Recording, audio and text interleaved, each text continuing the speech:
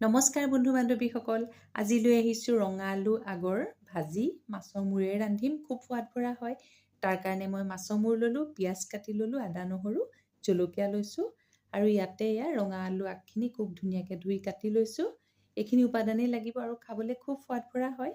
এতিয়া মই মাছৰ মূৰত নিমখ হালধি সানি ল'লোঁ আৰু এখন কেৰাহীত অকণমান মিঠাতেল দি তাতে মাছৰ মূৰকেইটা খুব ধুনীয়াকৈ ভাজি ল'ম। আচলতে আমাৰ থলুৱা শাকবোৰ খাই খুব ভালো লাগে।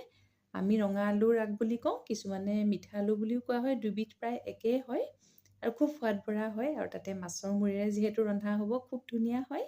এতিয়া মাছৰ মূৰখিনি ভাজি ল'লোঁ।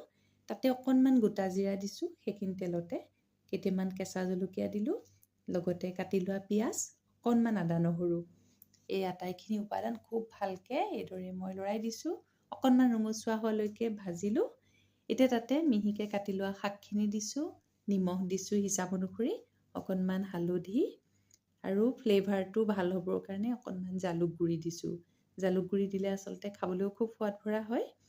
এতিয়া খুব ভালদৰে এইদৰে আকৌ এবাৰ লৰাই দিছোঁ আৰু প্ৰায় 10-15 মিনিটমান সময় মই ঢাকোনত ৰাখিম। শাকখিনি অকণমান ভাজ খাবলৈ দিম। এয়া ঢাকোনত ৰাখিছোঁ। এতিয়া প্ৰায় 10 মিনিটমান হৈছে, শাকখিনি প্ৰায় ভাজ খাই আহিছে। আকৌ এবাৰ লৰাই দিছোঁ। এতিয়া তাতে মই ভাজি থোৱা মাছৰ মূৰকেইটা দিম।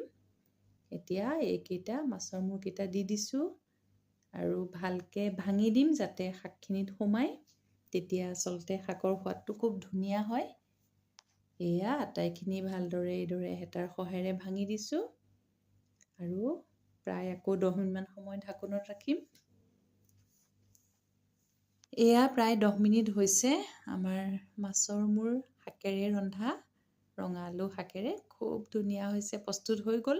এইদৰে আচলতে গৰম ভাতৰ লগত আপোনালোকে জুতি লৈ চাবচোন, খুব ভাল হয়। এতিয়া মই এইদৰে এটা বাতিত পৰিৱেশন কৰিছোঁ আৰু মই ইয়াতে অকণমান ৰঙা আলু আগটো পৰিৱেশনৰ কাৰণে সজাই দিছোঁ। আপোনালোকে নিশ্চয় চিনি পায় বা খাই পাইছে।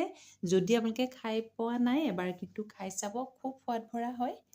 যিহেতু মাছৰ মূৰেৰে ৰান্ধিছোঁ আৰু বেছি ভাল লাগে।